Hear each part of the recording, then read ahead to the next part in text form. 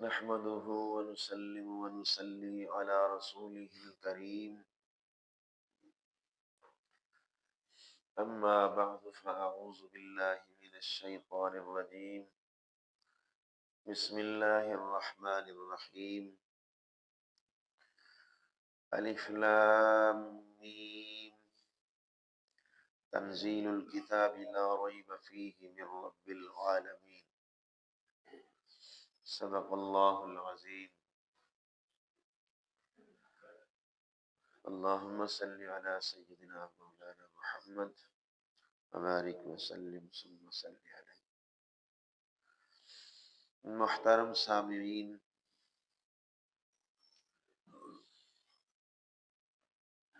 چار سورتوں کی رات کی نماز تراویح میں تلاوت کی گئی. ان میں سے پہلی سورت سورہ الف لام میم سجدہ ہے. دوسری سورۃ الاحزاب ہے. تیسری سورۃ السبا اور چوتھی سورۃ الفاتر.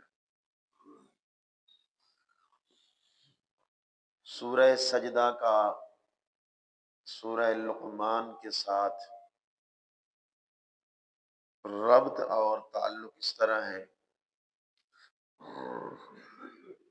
سورہ لقمان میں اللہ کریم نے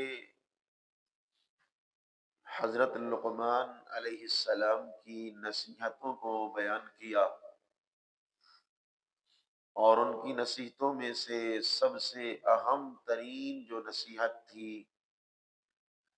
اس کو ساری نصیحتوں کے اوپر مقدم کیا، سر فہرست رکھا اس کو.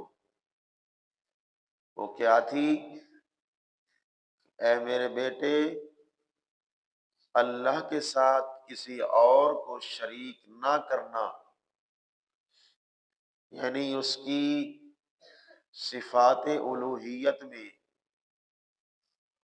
صفات الوہیت کیا پیچھے بیان ہو رہی ہے کہ اللہ کی اس صفت میں کسی کو شریک نہ کرنا کہ اللہ بھی برکتیں دینے والا ہے اور تو یہ کہے کہ کوئی اور بھی برکتیں دیتا ہے.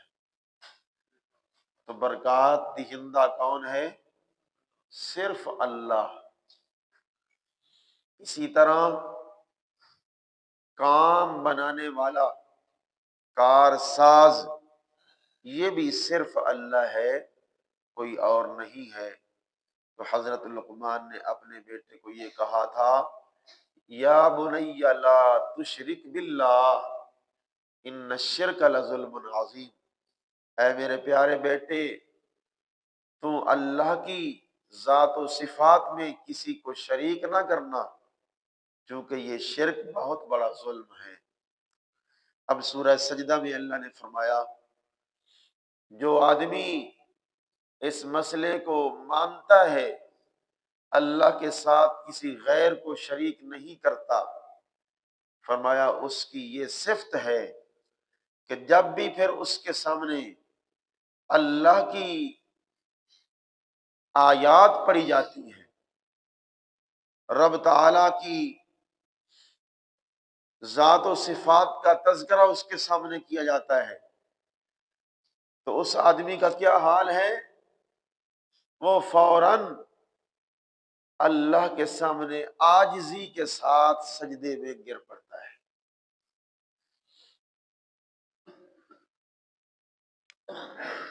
جب سجدے میں بندہ گرتا ہے تو سجدہ ایک ایسی عبادت ہے جس عبادت میں بندہ اللہ کے سب سے زیادہ قریب ہو جاتا ہے. گویا ایسے ہے بندے نے اپنا سر اپنے مالک کے قدموں میں رکھ دیا ہے. میں پہلے بھی مثال کے ذریعے آپ کو سمجھاتا رہتا ہوں کہ جب کوئی آدمی ناراض ہو ہم سے ہم چند آدمیوں کو لے کے اس کو راضی کرنے کے لیے اس کے گھر پہنچتے ہیں، اس کو منت سماجت کرتے ہیں، بات مان لے یار ہماری غلطی ہے، ہم معافی مانگنے کے لیے آئے ہیں، وہ نہیں مانتا تو آخری حربہ کیا ہوتا ہے؟ بندہ اپنی پگڑی اتار کے اس کے قدموں میں ڈال دیتا ہے۔ اس کا کیا مطلب ہوتا ہے کہ میں اپنا سر، اپنی پگڑی تیرے قدموں میں ڈال رہا ہوں، اب تو مان جا۔ اب یہ آخری حد ہے۔ اس طرح بندہ جب سجدہ کرتا ہے، گویا بندہ اللہ کو یہ کہہ رہا ہوتا ہے، اللہ اب تو میں اپنی پگڑی اور اپنا سر تیرے قدموں میں ڈال رہا ہوں، اللہ اب تو راضی ہو جا، اب تو مجھے معاف کر دے، تو میری خطاؤں سے درگزر فرما دے۔ تو اللہ بندے کو پھر اتنا نوازتے ہیں، اتنا نوازتے ہیں، بندے کی سوچ بھی اتنی نہیں ہوتی۔ تو اس صورت میں اللہ نے پھر دلائل بھی دیے، عقلی دلیلیں بھی دیں، اور کہا دیکھو اللہ کے سوا کسی کو کارساز مت سمجھنا، اس کے سوا کسی کو برکتیں دینے والا مت سمجھنا، کیونکہ وہی ذات ہے جس نے تمہیں نہ ہونی سے ہونی کر دیا، ناممکن سے ممکن بنا دیا، تمہیں وجود بخشا، اور پھر تمہیں مار دے گا، پھر تمہیں دوبارہ زندہ کر لے گا، اپنے سامنے کھڑا کر لے گا، حساب کتاب تم سے لے گا۔ جو رب تمہارا اتنا کام کر سکتا ہے، وہ تمہارے ہر چھوٹے موٹے کام بھی آ سکتا ہے۔ اس سے اگلی سورت سورت الاحزاب ہے۔ اللہ نے فرمایا اے ایمان والو، اس مسئلے کے اوپر پکے ہو جانا، کبھی بھی تمہارے قدم لڑکھڑائے نہیں، چاہے سارے کفار کے لشکر اکٹھے ہو کے تمہارے مقابلے میں آ جائیں، تب بھی تم نے اس مسئلے کو نہیں چھوڑنا، ان کا مقابلہ کرنا، اللہ تمہیں ان کے مقابلے میں فتح دے گا۔ جس طرح غزوہ احزاب میں نبی الرحمت صلی اللہ علیہ وسلم کے مقابلے میں سارا عرب اکٹھا ہو کے آ گیا، سارے کافر اکٹھے ہو کے آ گئے، سارے قبیلے اکٹھے ہو گئے کہ اس محمد کے صلی اللہ علیہ وسلم اس دین کو ہم نے مٹانا ہے۔ جو یہ دین لے کے آیا ہے، اس کا دین کیا ہے؟ یہ ہمیں ہر وقت یہ کوستا رہتا ہے کہ تمہارے یہ معبود جو تم نے بنائے ہوئے ہیں، یہ تمہارے کچھ بھی کام نہیں آ سکتے، سب کچھ کرنے والا کون ہے؟ اس کی یہ بات ہمیں پسند نہیں ہے، اس لیے ہم نے اس کو کیا کرنا ہے؟ ہم نے اس کو مٹا دینا ہے۔ اللہ نے فرمایا وہ مٹانے کے لیے آئے تھے، میرے پیغمبر کو مٹ کے چلے گئے۔ اللہ تعالیٰ نے اپنے پیغمبر کی غائبانہ ایسے مدد کی کہ ایسے فرشتوں کی جماعت کو اتارا اللہ نے۔ اللہ فرماتے ہیں ایسی جماعت اتری جن کو تم نہیں دیکھتے تھے، وہ جماعت آئی ہوئی تھی تمہارے لشکر میں تمہاری مدد کے لیے، اور پھر اوپر سے اللہ نے طوفان بھیجا، جس طوفان نے ان کافروں کے لشکر کو تہس نہس کر کے رکھ دیا، بھگدڑ مچ گئی، وہ سارے بھاگ گئے۔ اللہ نے فرمایا دیکھو میرے پیغمبر اور میرے پیغمبر کے ماننے والوں نے اس میرے مسئلہ توحید کو نہ چھوڑا تو میں نے ان کی مدد آسمانی فرشتوں سے کی۔ اے ایمان والو، جب تم بھی اس میرے مسئلے کے اوپر پکے رہو گے تو تمہیں کسی میدان میں میں رسوا نہیں ہونے دوں گا، میں اللہ تمہارے ساتھ ہوگا۔ پھر اس کی بطور مثال کے یہ غزوہ احزاب کو اللہ نے اس صورت میں بیان کر دیا، یہ بطور مثال کے بیان کیا کہ دیکھو تمہارا حال اس وقت کیا تھا، تم تھوڑے تھے، اور ادھر پورا عرب تھا، 10,000 کا لشکر تھا کافروں کا، مسلمان بمشکل 3,000 تھے۔ ان کے اندر بھی پھر کچھ منافقین بھی تھے، وہ واپس چلے گئے، آپ سے اجازت لے کے واپس جا رہے ہیں، تو تھوڑے باقی بچ گئے۔ اور پھر سردی کا موسم بھی ہے، اب ایسا کیا طریقہ اپنایا جائے کہ کافروں کا مقابلہ کیا جائے؟ کافر چڑھائی کر کے مدینے کے اوپر آنے والے ہیں، مسلمانوں نے آپس میں مشورہ کیا کیسے مقابلہ کیا جائے۔ تو حضرت سلمان رضی اللہ تعالیٰ عنہ جو فارس کے ایران کے رہنے والے تھے، ان کے مشورے کے اوپر پورے مدینے کے آس پاس خندق کھود دی گئی، خندق کھودی گئی۔ وہ اتنی گہری اور چوڑی خندق تھی کہ گھوڑے کو دوڑا کے لے کے آئے، اس کو چھلانگ لگوا کے اس خندق کو پار کرنا چاہتے تھے، تب بھی وہ پار نہیں ہوتی تھی، اتنی چوڑی تھی اور اتنی گہری تھی کہ کوئی اس میں گر جاتا تو پھر نکل نہیں سکتا تھا۔ اور پھر صحابہ کی محنت کا کیا سما تھا، اللہ نے 10 گز کا حصہ دیا، 10 صحابہ کو، یہ تمہارے ذمے ہے، اس کو کھودو۔ اور اس میں خود نبی پاک صلی اللہ علیہ وسلم بھی شریک تھے، خود بھی آپ خندق کھود رہے تھے۔ آپ کی اس خندق کھودتے وقت 3 نمازیں بھی قضا ہو گئی تھی، اور پھر اللہ کے رسول نے ان کافروں کے لیے بد دعا کی تھی، اللہ ان کافروں کی قبروں کو جہنم کی آگ سے بھر دے جن لوگوں نے ہمیں نمازوں سے بھی پیچھے رکھ دیا، نمازیں ہماری قضا ہو گئی ان کی وجہ سے۔ تو اللہ تعالیٰ نے فرمایا جب وہ لشکر آیا، آ کے دیکھا عرب میں یہ پہلی دفعہ یہ ایسا معاملہ پیش آیا، ان کو اندازہ ہی نہیں تھا کہ ایسی خندق کھودی ہوئی ہوگی، خندق کے باہر ڈیرے لگا لیے انہوں نے۔ یہ لمبا چوڑا واقعہ ہے، تو ادھر رہنے لگے، پھر اکا دکا کر کے مقابلے ہوتے رہتے۔ ان کا سب سے بڑا جو پہلوان تھا، جو 100 کے برابر ایک مانا جاتا تھا، اتنا بڑا وہ پہلوان طاقتور،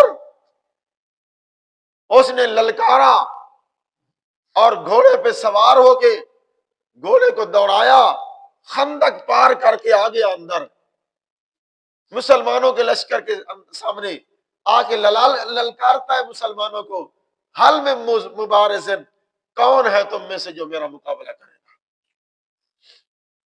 اب یہ ایسا تھا کہ پورے مکے میں یہ مشہور تھا، 100 آدمی کا یہ اکیلا مقابلہ کرتا تھا، کون مقابلہ کرے؟ نبی الرحمت صلی اللہ علیہ وسلم نے فرمایا علی اٹھ ذرا، تو میرا شیر ہے، مقابلہ کر اس کا، اس کو مزہ چکھا، اس کا غرور خاک میں ملا، جو خندق پھلان کے ہمارے لشکر کے سامنے آ کے ہمیں للکارتا ہے اور بڑے غرور والے انداز میں کہتا ہے کون میرا مقابلہ کرے گا؟ علی نے کہا علی ابن ابی طالب تیرا مقابلہ کرے گا۔ مقابلے میں آیا، حضرت علی نے کہا کر وار، تو پہلے جا، تجھے پہلے اجازت ہے، تیرا ارمان باقی نہ رہ جائے کہ پہلے میں اگر وار کرتا تو میں غالب آ جاتا۔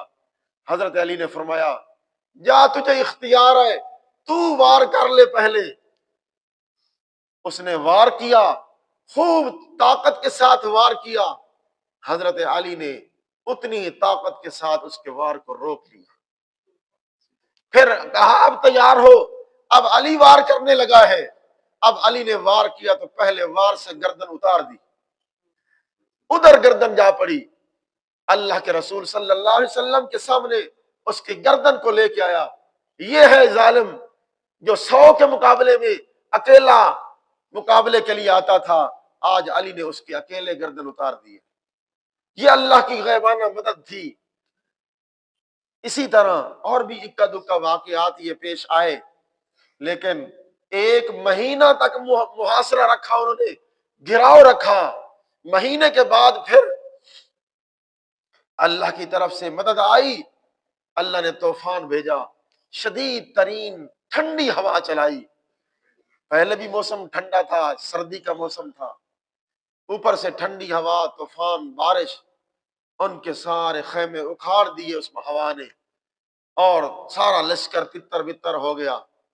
یوں اللہ نے ان کو بالکل تہس نہس کر دیا۔ اس کے بعد پھر اللہ کریم کے رسول صلی اللہ علیہ وسلم فاتح بن کے واپس آنے لگے، اپنے ہتھیاروں کو اتارنے لگے۔ حضرت جبرائیل امین آئے، یا رسول اللہ، ہم نے تو ابھی تک اپنے ہتھیار نہیں اتارے، ہمیں جو ہتھیار جنگی سامان پہنا کے اللہ نے آسمانوں سے اتارا تھا، تمہارے لشکر میں ہم تھے، ابھی تک ہم نے اپنے ہتھیار نہیں اتارے، تم اتار رہے ہو۔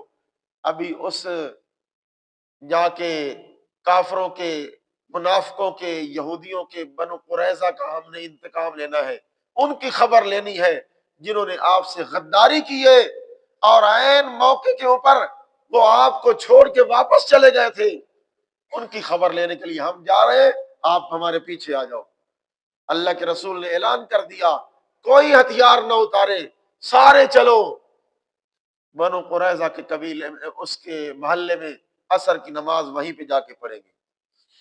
صحابہ وہاں پہ پہنچے، پھر ان کے پورے قلعے کا ان کو پتا چلا، صحابہ نے ہمارا گھراؤ کر لیا ہے، انہوں نے اپنے قلعے بند کیے، اندر چھپ گئے، باہر سے حملے ہوتے رہے، لیکن وہ تو اپنے قلعوں میں بند تھے، کچھ نہ ہو سکا۔ پھر آپ علیہ الصلوۃ والسلام نے ایک جنگی تدبیر اپنائی، وہ یہ تھی کہ ان کے سارے کھجوروں کے درختوں کو آگ لگا دو، کاٹ دو ان کے درخت، اور ان کے سارے زمینداری، ان کی فصلیں اجاڑ دو، تاکہ ان کے کھانے پینے کے سارے انتظامات ختم ہو جائیں۔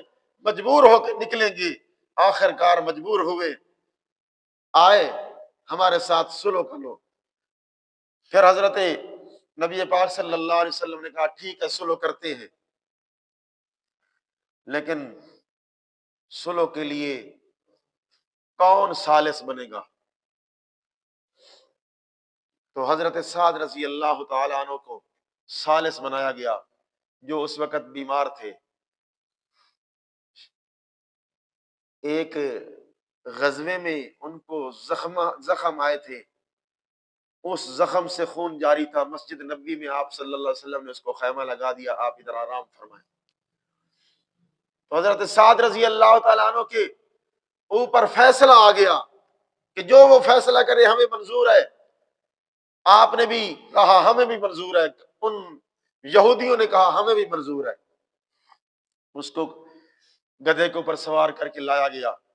حضرت سعد نے پھر دونوں کو مخاطب کیا، ہاں بھائی یہودیوں، میرا فیصلہ تمہیں قبول ہوگا؟ کہنے لگے قبول ہے۔ مسلمانوں تمہیں قبول ہے؟ جی قبول ہوگا۔ حضرت سعد نے کہا سنو پھر میرا فیصلہ۔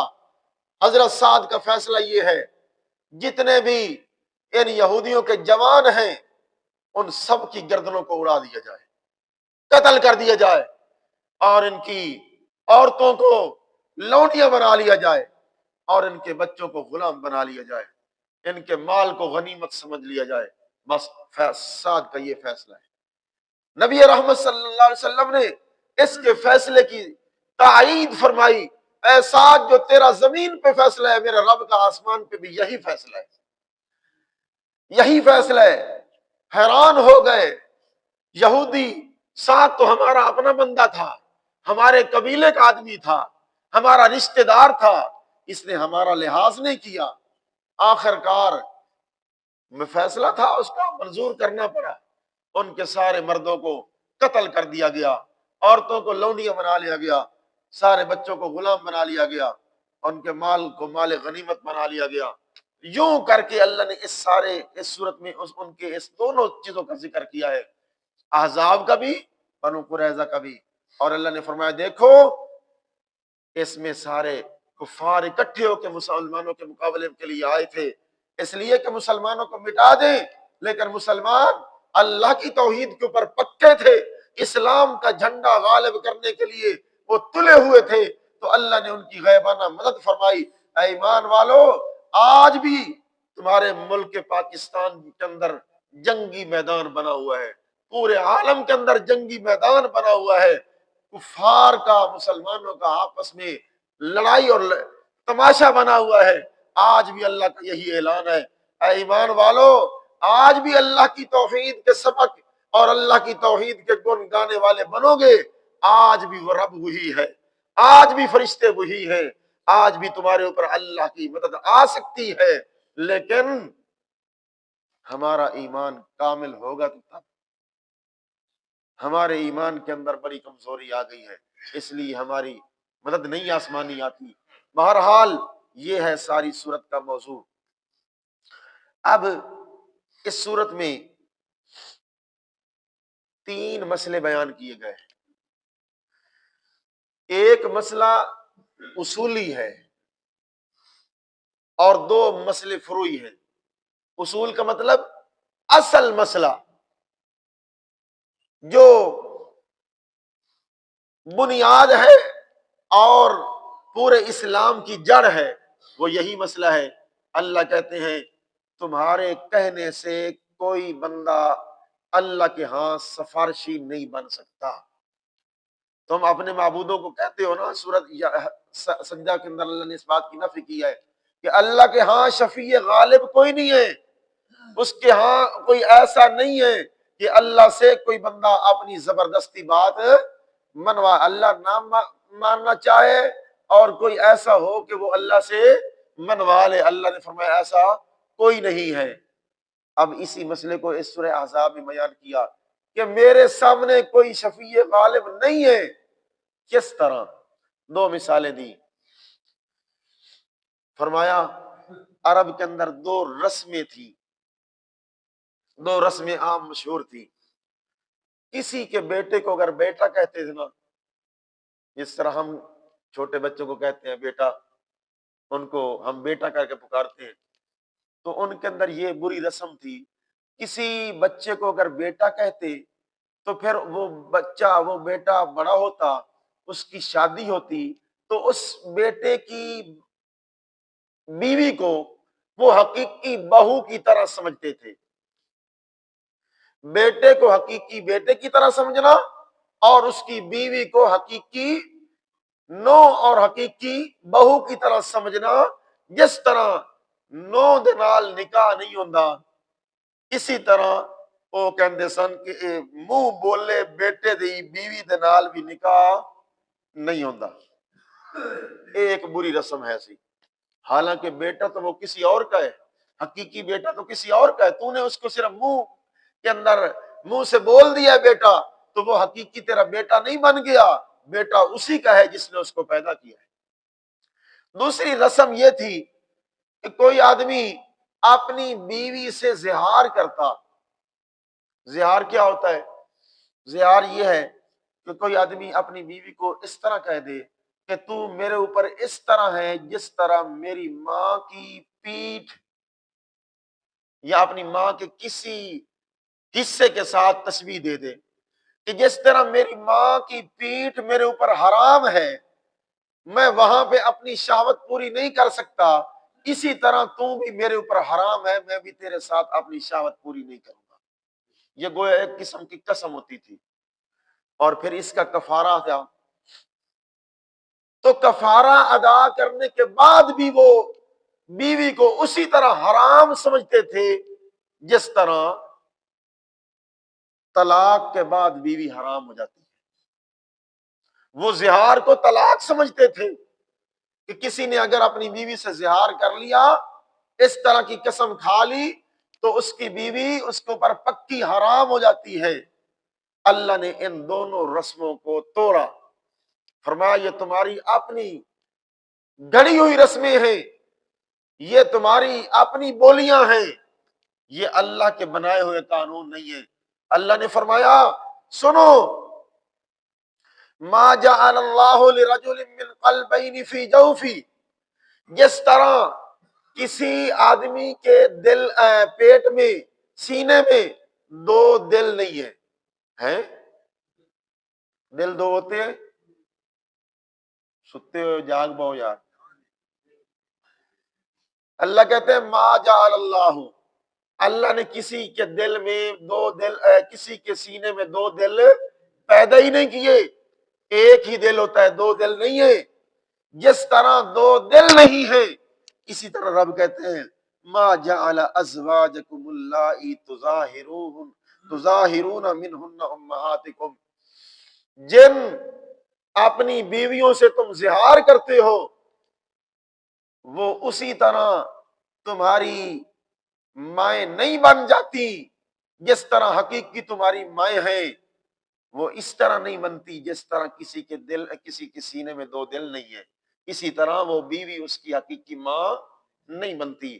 اور اسی طرح فرمایا ما جعل ازواجکم اللائی تظاہرون منہن امہاتکم وما جعل ادعیاءکم ابناءکم، کسی کے بیٹے کو بیٹا کہہ دینے سے وہ حقیقی بیٹا نہیں بن جاتا، اور بیوی کو ماں کہہ دینے سے وہ حقیقی ماں نہیں بن جاتی۔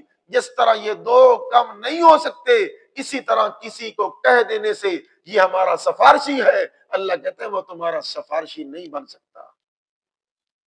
یہ مسئلہ ہے، اللہ نے سمجھایا کہ کسی کے اپنے کہہ دینے سے کہ یہ نبی، یہ ولی، یہ فرشتہ، یہ پیر، یہ فلاں، یہ فلاں، یہ اللہ کے ہاں میرا سفارشی بنے گا اور مجھے اللہ سے زبردستی چھڑوا لے گا۔ رب کہتے ہیں جس طرح ماں کو بیوی کو ماں کہنے سے وہ بیوی ماں نہیں بنتی، اور کسی کے بیٹے کو بیٹا کہنے سے وہ حقیقی بیٹا نہیں بنتا، اسی طرح تیرے کسی کے کہنے سے کہ یہ میرا شفیع غالب ہے، سفارشی ہے، وہ تیرا سفارشی نہیں بن سکتا۔ اب ان دونوں رسموں کو اللہ نے اپنے رسول صلی اللہ علیہ وسلم سے توڑوایا۔ آپ کی اب ساری باتیں لمبی ہیں، میں کیا کروں، درس تو پھر لمبا ہونا ہے، اور باتیں بھی ایسی ہیں کہ جو ساری کرنے والی ہیں۔ یہ ایک ایک بات ہمارے لیے معاشرے کی اصلاح کے لیے ضروری ہے۔ تھوڑی دیر توجہ کرو، انشاءاللہ میں انتہائی مختصر کرتا ہوں۔ اللہ کے رسول صلی اللہ علیہ وسلم کا منہ بولا بیٹا تھا، آپ کو نام یاد ہے اس کا؟ حضرت زید بن حارثہ، وہ حارث کا بیٹا تھا، حارثہ کا بیٹا تھا، اور یہ بکتا بکاتا غلام بنتا بنتا بنتا مکہ میں آیا، اور مکہ میں یہ حضرت خدیجہ الکبریٰ رضی اللہ تعالی عنہا جو نبی پاک صلی اللہ علیہ وسلم کی پہلی بیوی تھی، انہوں نے اس کو خرید لیا۔ اب انہوں نے خرید کے حضور صلی اللہ علیہ وسلم کے لیے خدمت کے لیے پیش کیا، یہ آپ کی خدمت کرے گا، یہ آپ کا غلام ہے، یہ آپ کی خدمت کے لیے میں نے خریدا ہے۔ آپ نے پھر اس غلام کو کہا تو میرا غلام، میرا نوکر نہیں ہے، تو میرا بیٹا ہے۔ اس سے انتہائی شفقت اور پیار والا معاملہ کیا اور اس کو بیٹا بنا لیا۔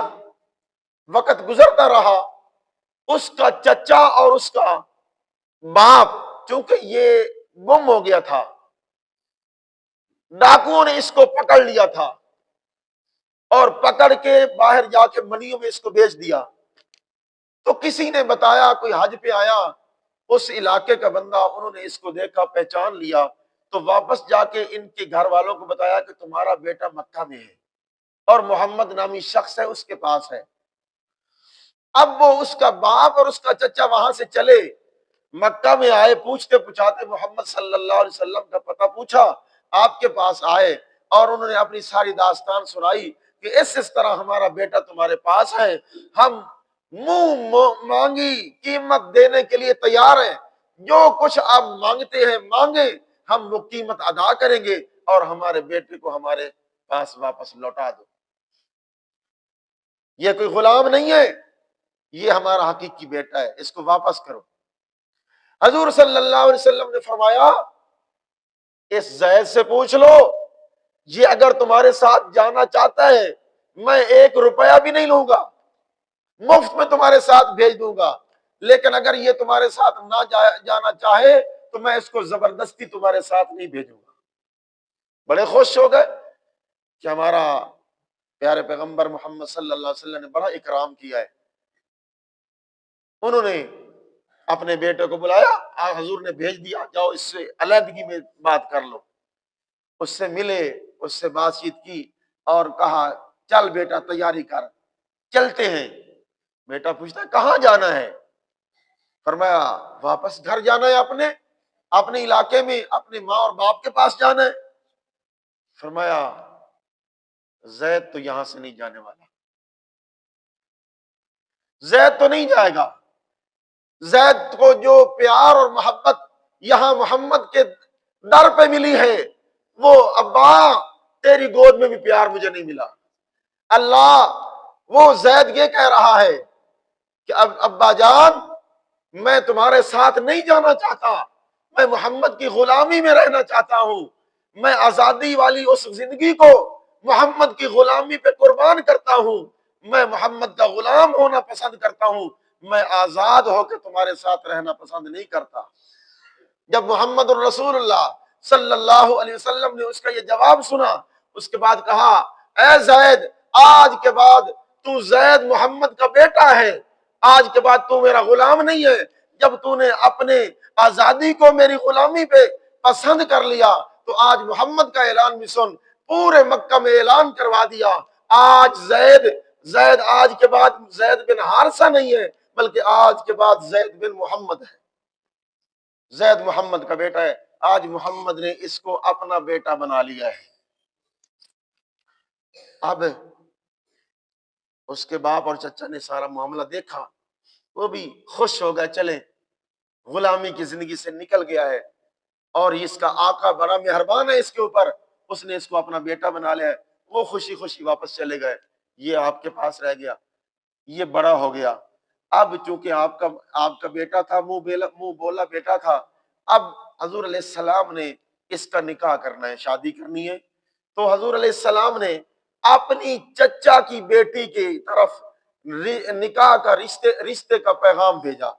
حضرت زینب رضی اللہ تعالی عنہا کی طرف نکاح کا پیغام بھیجا کہ میں اپنے بیٹے زید کا نکاح تیرے ساتھ کرنا چاہتا ہوں، تو تیار ہے کہ نہیں؟ اس کے گھر میں بندہ گیا، اس کے باپ سے بات ہوئی، باپ نے کہا بھلا یہ بھی کوئی جوڑ ہے؟ ہم قریشی خاندان ہیں، ہم سید زادے ہیں، اور یہ زید ایک بکتا بکاتا غلام آیا ہے اور اس کے ساتھ ہم نکاح کر دیں، اس کا یہ کف نہیں ہے، یہ برابری نہیں ہے، اس لیے ہمیں یہ رشتہ پسند نہیں ہے۔ اندر یہ دیوار کی دروازے سے پچھلی طرف حضرت زینب سن رہی تھی۔ باپ نے جب اس بندے کو واپس کیا، حضور علیہ الصلوۃ والسلام کے بندے کو، فوراً حضرت زینب سامنے آئی اور کہا ابا جی کس کو واپس لوٹا رہے ہو؟ دیکھتے نہیں ہو یہ حضرت محمد صلی اللہ علیہ وسلم کا بھیجا ہوا ایلچی ہے، ہمیں پسند ہے، میں نے زندگی گزارنی ہے، ہم نے زید کو نہیں دیکھنا، ہم نے محمد کو دیکھنا ہے، میں پسند ہوں، میں تیار ہوں اس کے ساتھ نکاح کرنے کے لیے۔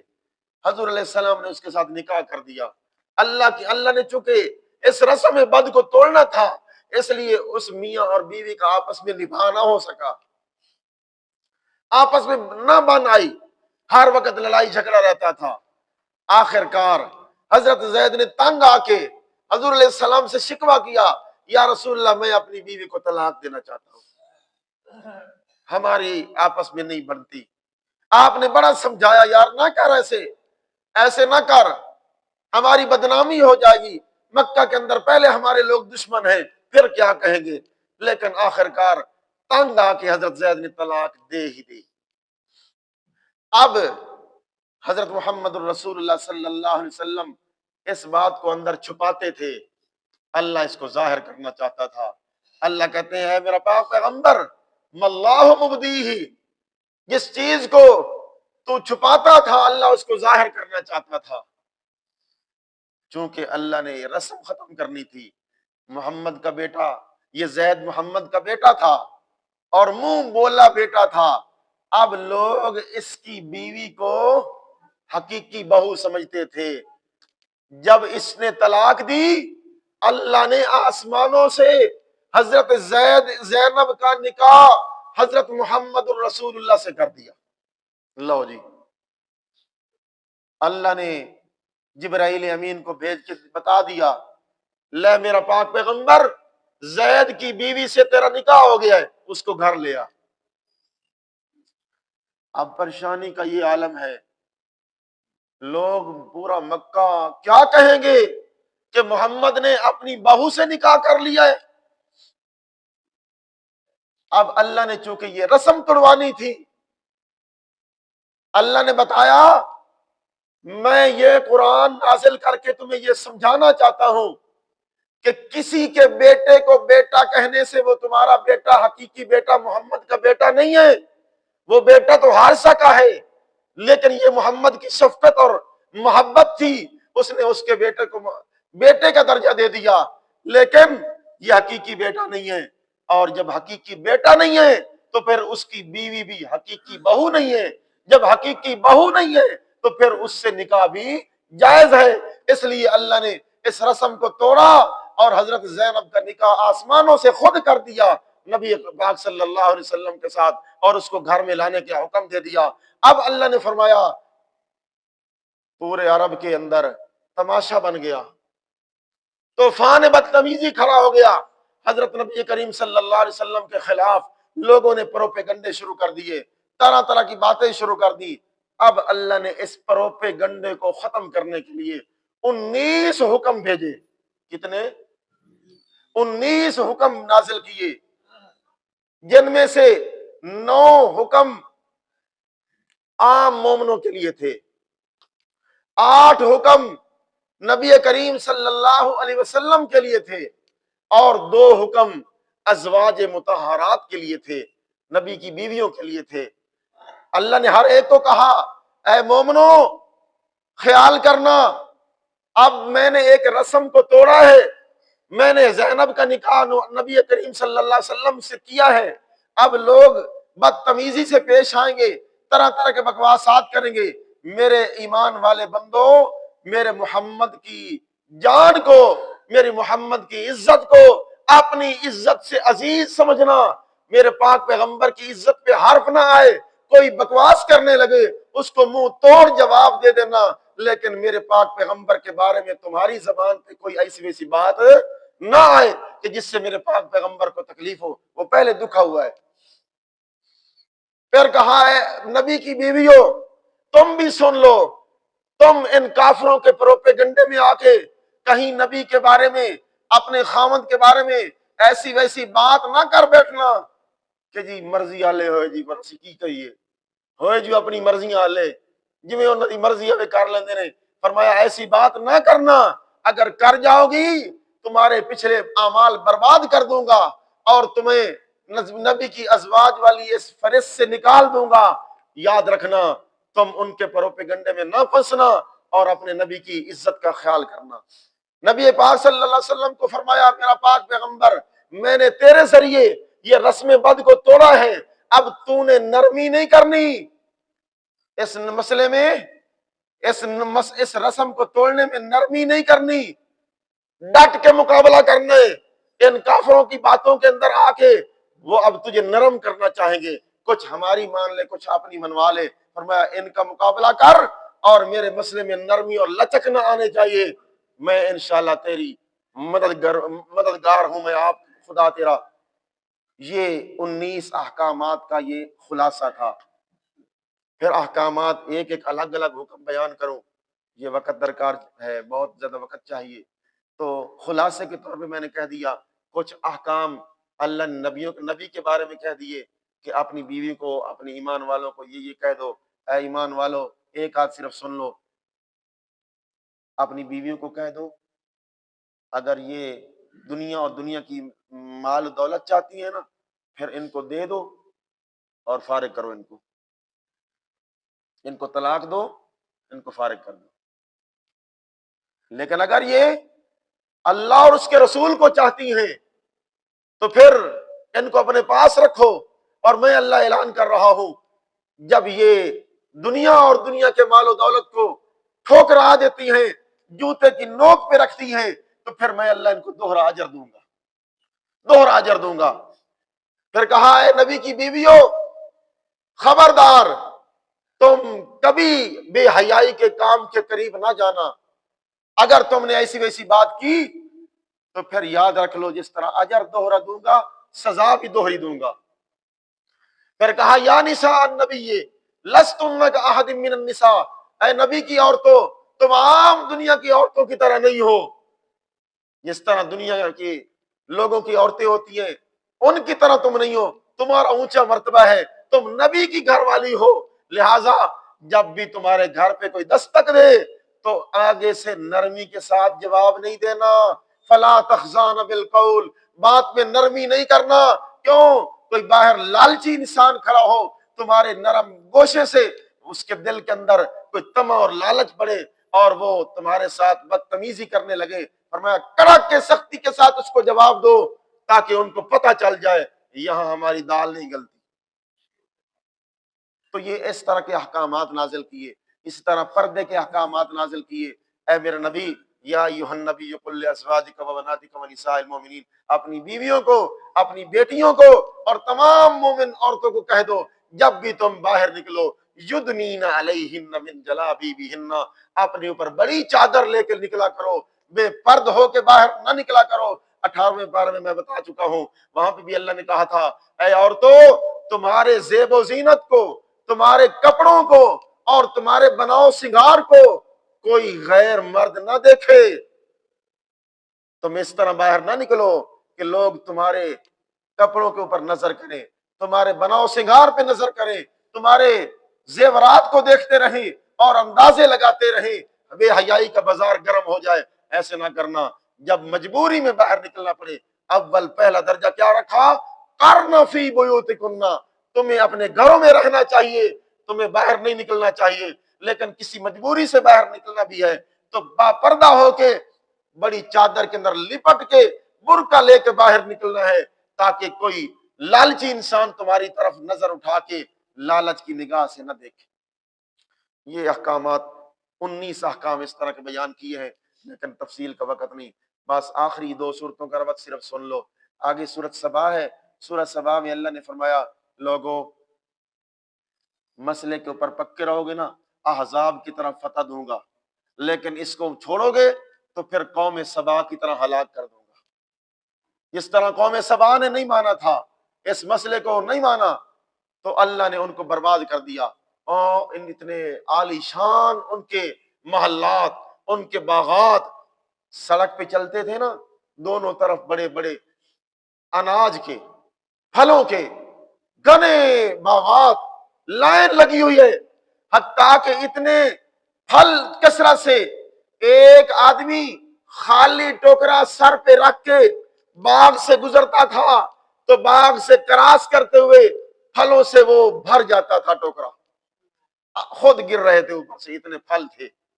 لیکن جب انہوں نے نہ مانا، اللہ نے کہا میں نے دونوں باغوں کو جلا دیا، ختم کر دیا اور پانی کے اندر بہا دیا، اس کے بدلے میں ایسے میں نے درخت اگا دیے جو کانٹے دار تھے، جو جھاؤ کے درخت تھے، بیلدار نہیں تھے، کانٹے دار تھے۔ تو جب اللہ کی نعمتوں کی ناقدری کی، میں نے ان کی نعمتوں کو چھین لیا اور میں نے اصل مال بھی ضائع اور برباد کر دیا۔ پھر 3 اعتراضات کا جواب دیا، انبیاء کے بارے میں شبہ تھا اور فرشتوں کے بارے میں شبہ تھا، جنات کے بارے میں شبہ تھا کہ جی یہ سارے کام کرنے والے ہیں، ان کو بڑی طاقتیں ہیں، نبیوں کو بڑی طاقت ہے، حضرت سلیمان کی بڑی طاقت ہے، پورے دنیا میں اس کی حکومت ہے۔ اللہ نے فرمایا دیکھو اس کی طاقت کا اندازہ لگاؤ، جب میں نے اس کو موت دی، جو طاقتور ہوتا ہے پھر وہ اس کے اوپر موت آتی ہے، پھر طاقتور اپنی موت کا مقابلہ کرے نا، موت سے بچ کے دکھائے۔ رب نے فرمایا دیکھو وہ اپنے عبادت خانے میں کھڑے، شیشے کا عبادت خانہ بنا ہوا ہے، اور نماز کی حالت میں کھڑے ہیں، ہاتھ باندھ کے کھڑے ہیں۔ فرشتہ موت کا آ گیا، کہنے لگے حضرت تمہارا وقت آ گیا ہے، تیار ہو جاؤ، میں جان نکالنے لگا ہوں۔ کہا کچھ تو مہلت دے دیتا، یہ دیکھ مسجد بیت المقدس یہ تعمیر کروا رہا ہوں جنوں سے، اگر میری ابھی موت آ گئی یہ جن تو بھاگ جائیں گے، یہ مسجد تعمیر نہیں ہوگی۔ اتنا تو مہلت اور وقت دیتا کہ مسجد تعمیر کروا لیتا۔ فرمایا اذا جاء اجلها لا يستاخرون ساعة ولا يستقدمون، جب وقت آتا ہے تو ایک لمحہ بھی کسی کو مہلت نہیں ملتی۔ اچھا ایسے کر، میں لاٹھی کے سہارے پہ کھڑا ہوتا ہوں، میری جان نکال لینا، اور پھر لاٹھی پہ کھڑا رہوں گا تاکہ یہ جن دیکھتے رہے کہ حضرت جی کھڑے ہیں، ان کو ڈر رہے، وہ کام میں لگے رہیں۔ ٹھیک ہے، آپ لاٹھی تھوڑی کے نیچے دی، کھڑے ہو گئے، فرشتے نے جان نکال لی۔ اللہ نے فرمایا دیکھو فلما قضینا علیہ الموت ما دلہم علی موتہ الا دابۃ الارض تاکل من سعتہ، میں نے پھر ایک گھوڑ کے کیڑے کو پیدا کیا، اس کو حکم دیا حضرت کی لاٹھی کو کھانا شروع کر دے، وہ کھاتا رہا، جن کام کرتے رہے، ادھر مسجد مکمل ہو گئی، ادھر لاٹھی پوری کھاج گئی۔ جب لاٹھی کھاج گئی ساری تو حضرت اب لاٹھی تو بالکل آٹا ہو گئی، اس میں طاقت نہیں ہے، حضرت گر پڑے۔ جب گرے اب اللہ کہتے ہیں اب پتہ چلا جنوں کو، اوہو حضرت تو کبھی کے فوت ہوئے ہیں، کاش ہمیں پہلے پتہ چلتا تو ہم کب کے چھوڑ کے بھاگ جاتے، اس مصیبت کے اندر نہ پھنسے رہتے۔ اللہ نے فرمایا دیکھو جنوں کو پتہ نہ چل سکا حضرت سلیمان فوت ہو چکے ہیں یا زندہ ہیں، اور غیب جاننے والا کون ہے؟ مسئلہ سمجھ آ گیا کہ نہیں؟ جنوں کو پتہ نہ چل سکا کہ حضرت کے اوپر موت آ چکی ہے، اور حضرت سلیمان علیہ السلام کو فرمایا ان کے اندر اتنی طاقت نہیں ہے کہ اپنی موت سے بچ سکتے، موت نے آ کے انہیں گھیر لیا اور موت ان کو لے کے چلی گئی۔ لہذا فرشتوں کو بھی اللہ کے حکم ہے، وہ اللہ کے حکم کے پابند، نبی اللہ کے حکم کے پابند، جن اللہ کے حکم کے پابند، سب حکم کے پابند ہیں، کسی کے اختیار میں کچھ نہیں، سب کچھ کرنے والا کون؟ اللہ۔ سورہ فاطر میں پھر اسی مسئلے کے اوپر اللہ نے کہا پھر اس کی جس کی خاطر تم نے اتنی قربانیاں دی ہیں اب اسی کی عبادت بھی کرو، اب اسی اللہ کی عبادت بھی کرو۔ پھر اس اللہ کی عبادت کے اوپر دلائل دیے اللہ نے، تقریباً 12 دلائل دیے ہیں وہاں پہ، عقلی نقلی وحی، سارے دلائل کے ساتھ سمجھایا ہے کہ جن کو تم اللہ کو چھوڑ کے پکارتے ہو وہ سارے مردے ہیں، وہ بے جان ہیں، وہ ککھ کر نہیں سکتے۔ لا یملکون من قطمیر، وہ ایک کھجور کے گٹھلی کے اوپر باریک دھاگے کے یا اس باریک نقطے کے بھی مالک نہیں ہے۔ آج کھجور سے تم نے افطاری کرنی ہے نا، دیکھنا اس کی گٹھلی نکالنا، کھجور کھا لینا، گٹھلی نکالنا، پھر گٹھلی کے اوپر دیکھنا ایک باریک سا پردہ ہوگا، اس پردے کو اتارنا، پھر اس گٹھلی کی پچھلی طرف دیکھنا ایک باریک سا نقطہ ہوگا، باریک سا نقطہ ہوگا۔ آپ آج اندازہ کرنا، اس نقطے کو اللہ کی ضمیر کہہ رہے ہیں۔ رب نے فرمایا مجھے چھوڑ کے جن کو پوج رہے ہو وہ اس نقطے کے برابر بھی کسی چیز کے مالک نہیں ہے۔ اور دوسری جگہ میں فرمایا کھجور کی گٹھلی پہ جو وہ باریک سا پردہ ہے اس پردے کے بھی وہ مالک نہیں ہے۔ کیا مطلب؟ حضرت شیخ مولانا حسین علی الوانی رحمۃ اللہ تعالی نے اس کی تفسیر میں فرمایا اللہ کہنا یہ چاہتے ہیں اللہ کو چھوڑ کے جن کی قبروں پہ گئے کھڑے ہو ان کی مثال سنو، اس قبر کی مثال ایک کھجور کی مثال ہے، جاگ رہے ہو؟ قبر ایک کھجور کی مثال ہے، اور قبر میں مردہ اس کھجور میں گٹھلی کے برابر ہے. کھجور کے اوپر جو گودا ہے وہ قبر ہے، اور اس میں جو گٹھلی ہے وہ کیا ہے؟ مردہ ہے. اور اس گٹھلی کے اوپر جو باریک پردہ ہے وہ اس مردے کا کفن ہے، وہ اس کے کپڑے ہیں. اب رب کی بات سنو. رب کہتے ہیں آئے لوگو، رب کو چھوڑ کے، اس کے دربار کو چھوڑ کے جس قبر پہ جا کے کھڑا ہو گیا، اس کے سامنے جھولیاں پھیلا کے کھڑا ہے اور اس کے سامنے ہاتھ پھیلا کے کھڑا ہے، بابا جی کچھ کرو، میری تواڈے اگے تو تواڈی اگے، میری او سندا نہیں تواڈی موڑدا نہیں. بابا جی میں مشکل حل کروان واسطے آیا، میں بیٹے لین واسطے آیا، میں اپنے کم کروان واسطے تواڈے کول آیا. رب نے فرمایا اور جو پڑا ہے قبر میں وہ تو اس طرح بے جان ہے کہ وہ اپنے جسم پہ اس کفن کا بھی مالک نہیں ہے. کفن کو مٹی کھا جائے تو بچا نہیں سکتا، اپنے کفن کو مٹی کے کھانے سے بچا نہیں سکتا. جب وہ اپنے کفن کو نہیں بچا سکتا پھر تیری مرادیں کس طرح پوری کر سکتا ہے؟ پھر تجھے 4 شیر کا بیٹا کیسے دے سکتا ہے؟ پھر تیرے کام کیسے آ سکتا ہے؟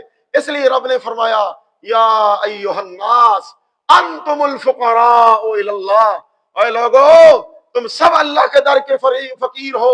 الناس پہ الف لام استغراق کا داخل کر کے اس میں اللہ نے الناس میں نبیوں کو بھی شامل کر دیا، ولیوں کو بھی شامل کر دیا، کائنات کے ایک ایک انسان کو شامل کر کے کہہ دیا، اور کائنات کے تمام لوگوں تم سب کے سب اس رب کے در کے فقیر ہو، اس رب کے در کے مانگت ہو.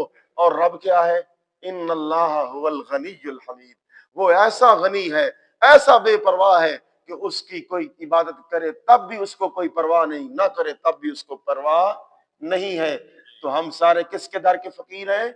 آخری بات، اسی آیت کے تحت نبی پاک صلی اللہ علیہ وسلم نے پھر اپنے آپ کو اللہ کے در کا مانگت بن کے دکھایا. اپنے آپ کو اب دیکھو، شان دیکھو میرے پیغمبر کی، جس کو سید المرسلین کہا، خاتم النبیین کہا، سارے نبیوں کا سردار کہا، لیکن اس پیغمبر کی عاجزی کا عالم دیکھو. وہ ہاتھ بیت اللہ کے اندر کھڑے ہو کے بیت اللہ کا غلاف پکڑ کے ہاتھ یوں ہے پھیلا کے رب کو کہتا ہے اللہم انی عبدک، اللہم انی عبیدک، اللہ میں تیرا بندہ ہوں، اللہ میں تیرا چھوٹا سا بندہ ہوں. عبد کیا مانے عبد کا؟ العبد من لا یملک شیئا، عبد اس کو کہتے ہیں جو کسی چیز کا مالک نہ ہو. کیا مطلب؟ جسم کے اوپر جتنے بال لگے ہوئے ہیں بندے کے، جسم کے اوپر ایک بال کا بھی جو مالک نہ ہو وہ عبد اور بندہ ہوتا ہے. کیا مطلب اللہ کہنا چاہتے ہیں؟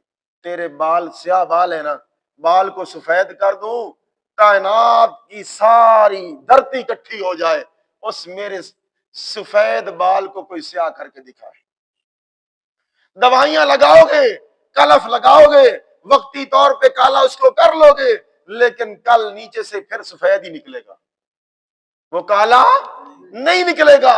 فرمایا بندہ وہ ہوتا ہے جو کالے کو سفید نہیں کر سکتا، جو سفید کو کالا نہیں کر سکتا، وہ بندہ ہے. اللہ کا رسول کہہ رہا ہے اللہ جی اللہم انی عبدک، میں تیرا بندہ ہوں، میں اپنے جسم پہ اوپر اگے ہوئے بالوں کا بھی مالک نہیں ہوں. اللہ ساری چیزوں کا مالک کون ہے؟ تو ہے. اللہم انی عبیدک، یہ عبد کی تصغیر ہے. اللہ کہتے ہیں اللہ میں تیرا چھوٹا سا بندہ ہوں، میری بات مان. اللہم انی فقیرک، یہ دعائیں کب کی ہیں؟ جب آپ حج کر رہے تھے، حج کے دوران کی دعائیں ہیں. کہہ رہے ہیں اللہم انی فقیرک، اللہم انی سائلک، اللہم انی سائلک بغناک، اللہم سائلک بفناک، میں تیرے در کا سائل، تیرے در کا فقیر. تو یہ ہے پیغمبر کی سیرت. اس لیے ہم سب کو اللہ نے یہ کیا درس دیا ہے؟ ہم سب کس کے در کے فقیر ہیں؟ اللہ سے مانگنا ہے، اللہ سے اپنی ضرورتوں کو پورا کرنا ہے، اور اللہ ہی سے اپنی مشکلات کو آسان کروانا ہے. بس ان صورتوں کا یہی سبق تھا. اللہ ہمیں اس کے اوپر عمل کرنے کی توفیق عطا فرمائے. اما علینا الا